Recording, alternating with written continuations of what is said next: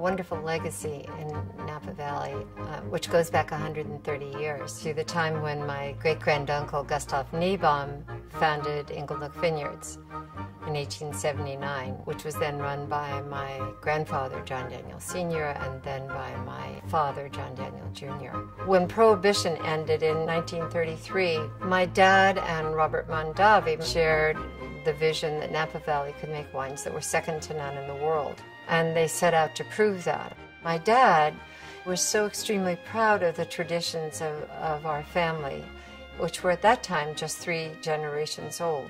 I arrived in Napa Valley in a receiving blanket and had the great pleasure and joy of growing up here at Inglenook. When my dad sold Inglenook in 1964, I was 24 years old, and I remember feeling this enormous sadness. I cried, but I didn't cry for myself. I cried because the tradition, which was so important to my dad, had stopped. So it was a very sad time for me, and it was a very sad time for him as well. I wish he'd been a bit more forceful with my mother and said we should not sell this wonderful property. I was raised by my mother as a Mormon, and so there was no wine business in my future. I was not allowed to taste the wine, nor was my sister, but there was wine on our table every night at dinner. And so we were allowed to smell the wine, but not to taste the wine. And I spent a lot of time in my life not going into the wine business because I was very concerned about these traditions that had been set up by Gustav Niebaum.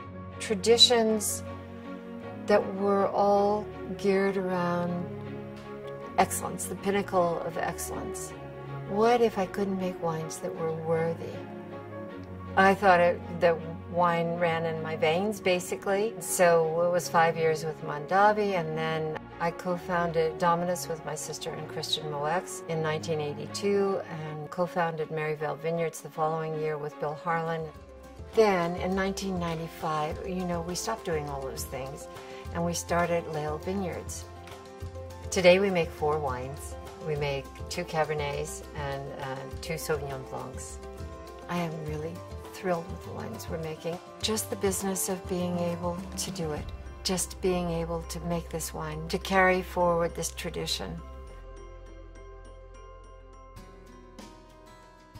The wine business is all about showing up and showing up. It's always trying to figure out how to get to a broader audience and how to connect with a broader audience.